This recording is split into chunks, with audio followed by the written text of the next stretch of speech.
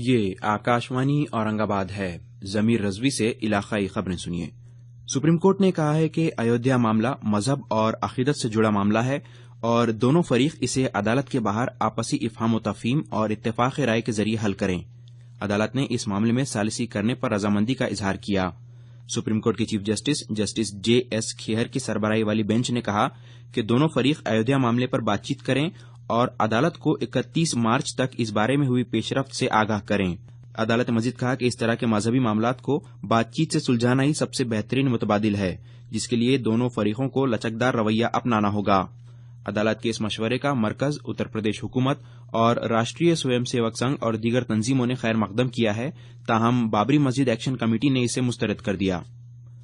5 ریاستوں میں حال ہی میں ہوئے انتخابات کے دوران الیکٹرانک ووٹنگ مشینوں EVM میں مبینہ طور پر چھیڑ چھاڑ کے الزامات کی جانچ کا مطالبہ کرنے والی عرضداشت پر سماعت کے لیے سپریم کورٹ نے رضامندی کا اظہار کیا ہے۔ چیف جسٹس جے ایس کھیہر کی صدارت والی بینچ 24 مارچ جمعہ کو اس معاملے میں داخل کردہ مفاد عامہ کی عرضی پر سنوائی کرے گی۔ اس عرضی میں EVM کے معیار، ان کے سافٹ ویئر اور ان پر ہیکنگ کے اثرات کی جانچ کا مطالبہ کیا گیا ہے۔ ممبئی ہائی کورٹ نے ریاست بھر میں اجتماعی چھٹی لے کر احتجاج کر رہے رہائشی ڈاکٹروں کو اپنی رخصتیں منسوخ کر کے فوراً کام پر رجوع ہونے کی ہدایت دی ہے۔ دھولیا، ناسک، ممبئی اور اورنگ آباد میں رہائشی ڈاکٹروں پر ہوئے حملوں کے بعد ریاست بھر کے رہائشی ڈاکٹر اجتماعی رخصت لے کر احتجاج کر رہے ہیں۔ عدالت نے کہا کہ مزدوروں کی طرح ہڑتال کرنا ڈاکٹروں کو زیب نہیں دیتا۔ اپنے سخت تبصرے میں عدالت نے کہا کہ اگر ڈاکٹروں کو کام کے دوران عدم تحفظ کا احساس ہوتا ہے تو وہ نوکری چھوڑ دیں۔ اس معاملے میں سخت رخ اپناتے ہوئے عدالت نے کہا کہ اگر ڈاکٹر خدمات پر رجوع نہیں ہوتے ہیں تو متعلقہ انتظامیہ کو ان پر کارروائی کرنے کا اختیار حاصل ہے۔ ڈاکٹروں کے احتجاج کو عدالت نے اس کے ذریعے ماضی میں جاری کیے گئے احکامات کی توہین قرار دیا۔ سپریم کورٹ نے مرکزی حکومت سے سوال کیا ہے کہ غیر مقیم ہندوستانیوں کی طرح دیگر بھارتی شہریوں کے لیے 500 اور 1000 روپیوں کے کرنسی نوٹ بدلنے کی مدت 31 مارچ تک کیوں نہیں رکھی گئی ہے۔ سپریم کورٹ نے مرکزی حکومت کو اس معاملے میں 11 اپریل تک ایک حلف نامے کے ذریعے اپنا جواب دینے کو کہا ہے۔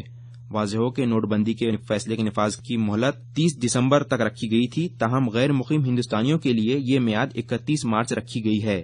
اس معاملے میں سپریم کورٹ میں 3 عرضیاں داخل ہو چکی ہیں۔ ریاست کی 25 ضلع پریشدوں کے صدر اور نائب صدر کے عہدوں کے لیے کل رائے دہی ہوئی۔ ان میں 5 ضلع پریشدوں کے صدور اور نائب صدور کے طور پر بھارتیہ جنتا پارٹی، 4 پر نیشنلسٹ کانگریس پارٹی اور ایک ضلع پریشد پر کانگریس اور شیو سینا کے امیدوار منتخب ہوئے ہیں۔ دیگر 14 ضلع پریشدوں میں چاروں سیاسی پارٹیوں نے ایک دوسرے سے اتحاد کر کے یہ عہدے آپس میں بانٹ لیے ہیں۔ مراٹھواڑہ کی 8 ضلع پریشدوں میں سے لاتور اور بیڑ، ان 2 ضلعوں میں بھارتیہ جنتا پارٹی کے صدر چنے گئے ہیں۔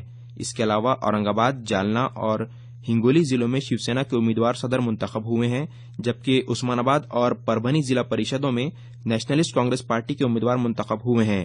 اورنگ آباد ضلع پریشد میں کانگریس اور شیو سینا کا اتحاد ہو جانے کے بعد شیو سینا کی دیویانی ڈونگاؤکر صدر اور کانگریس کے کیشو تائیڑے نائب صدر چنے گئے ہیں۔